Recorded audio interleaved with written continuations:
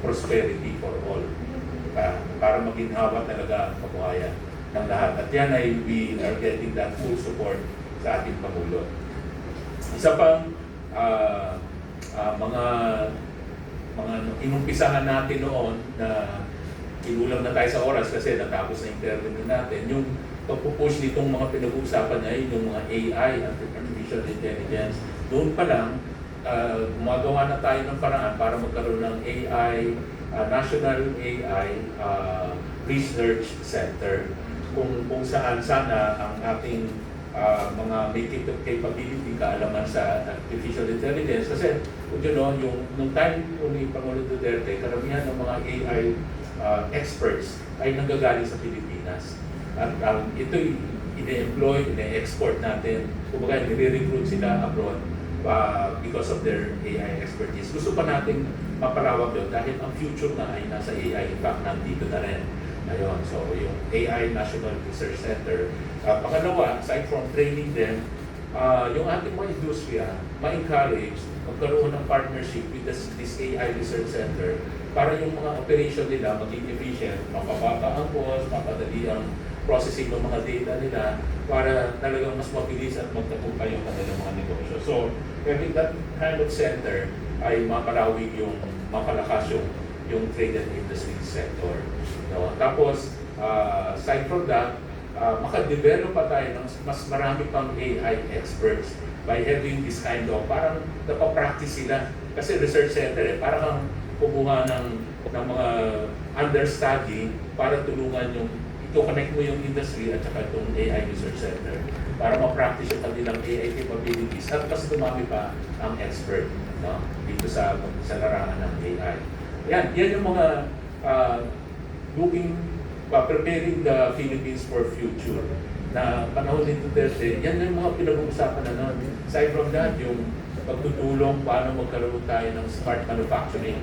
Doon nga lang, kulang yung pondo namin dahil ito nga, ginawa, imbis na magbigay tayo ng pondo, ang ginawa, mga fiscal incentives, tax incentives, para yung mga private sector naman kasi engine of growth yan para sila, doon nila dadalhin yung puhunan nila. Yung karamihan ng puhunan naman, hindi naman government yan, private sector yan. Ililid mo lang sila saan sila mamumuhunan. So, by putting more incentives doon sa mga innovative industries, isa pa, those activities that will encourage innovation, kunwari, pagbibigay ng mga tax deductibility pagka may R&D, research and development, o kaya may training ka sa mga empleyado mo, mga additional tax deduction yan.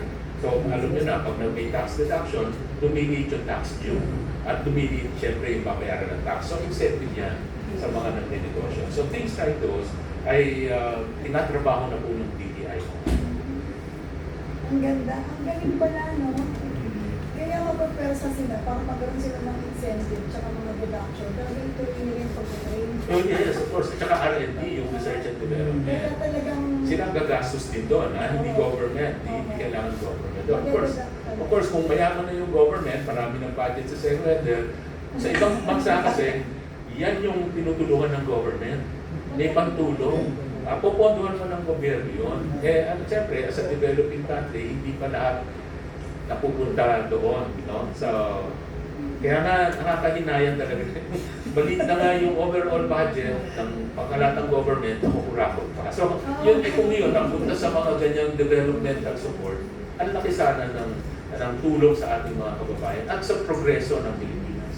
alam mo, Ka-Ingrid, yung nakakalungkot na parte, yung walang continuity, kahit na alam mo talaga na effective at kailangan ng tao, parang lahat na lang ng magandang bagay na dapat ituloy, parang nasasapian pa ng pagiging ng insecurity or parang something na hindi maganda para sa tao na mas makikinabang.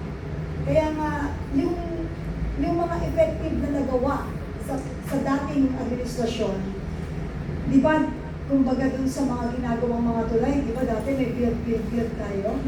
Pero makita mo, kahit na dapat tuloy-tuloy yun, hininto.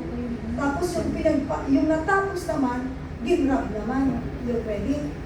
Yun ang malungkot na part. pati taong bayan na naging saksi sa mga nangyari before sa dating administrasyon, iniiba pa yung kwento. Ikaw po, ano pong masasabi niyo doon, Kaiden?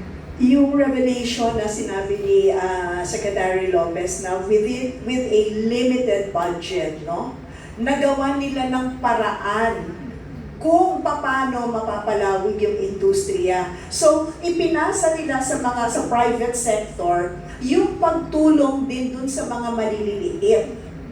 Ibig sabihin, walang halong korupsyon. Walang corruption na mamamagitan, bagkos na-achieve nila yung gusto nilang pagtulong sa mga maliliit by using their heads and by being practical. Meron ako na. Kaya pero ano ko lang, Secretary Lopez, doon mo kasi sa sinabi nyo, no, matakin nyo ilang taon si Presidente, no, nung naging Presidente siya, but he was very aware of AI, artificial intelligence, at gusto niya yung mga maliliit nating mga kapatid, no? Yung walang capability. Ano ba yung AI na yan? Inatasan niya si Secretary na pagdugtungin itong mga development sa AI na iisipin natin yung mga nakapag-aral lang, no? Ang may alam, na ma-link sila dun sa mga hindi nagkaroon ng pagkakataong makapag-aral on AI. At dito niya pinadaan po sa DTI. This is another revelation, Kapeli, for me, katulad nung kay Sec. Bello, may ganyan pala po. So, Secretary Lopez, may sasabihin daw po kayo? Oo, so doon muna sa AI, naalala ko lang. So hindi lang mo DTI. Si Presidente, naalala ko to ilang beses na banggit sa cabinet meetings na si TESDA, inatasan niya na yung mga ituturong skills, di ba, Seth? And yung tuturo yung skills, yung mga kailangan dito sa mga advanced technologies. O sa mga innovation, sa mga AI, turuan na yung mga tao natin. Si TESDA, mas malaki budget, triple budget kesa DTI. Kasi siya nagbibigay ng scholarship doon sa mga ganitong pagbibigay din ng seminars.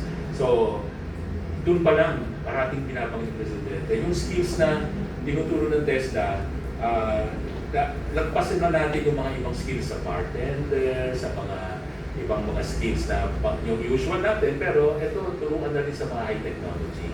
Ngayon, pagkikan ko yung innovation. With limited budget, isang makwento ko rin innovation ng DTI, talagang gano'n, no? Pag konti pera, gagawa kang paraan.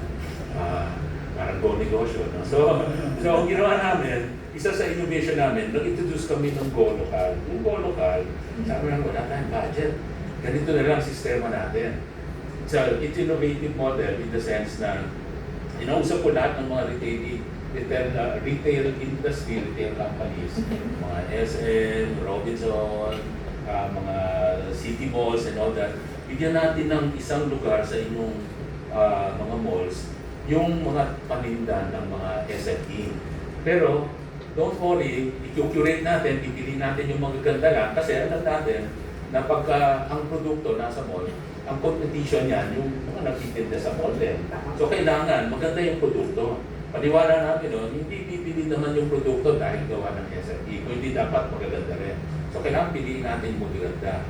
Pero, bigyan natin ng pwesto kung saan libre, hindi magbabayad ng rental fee, hindi magbabayad ng listing fee. Alam mo kasi, yung mga produkto ng mga kumpanya, para maibenta sa mall o sa grocery, may listing fee siya. Yun ang hindi kayang bayaran ng mga maliliit na negosyante. So, ginawa natin na, huwag na sila magbayad ng rental and all that.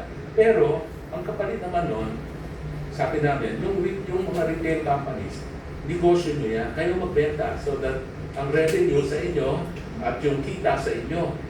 Ang role lang ni DTI, ipag-match natin yung mga SME. Ang concern ng SME, ma-expose yung produkto nila para ma-discover, mabenta, no? Ma-discover ng mga foreign buyers or mabenta ng local community, mabenta sa local community at magbigyan sila ng pagkakataon na ma-showcase yung kanilang produkto na libre, wala na silang babayarang rental fee. So with that model, I think that's a first of a kind na modelo na walang budget, walang gasto si DTI, pero si mall nakiko-operate sa mga SME, in-introduce natin sila para yung SME products mabigyang paraan na makapagbenta at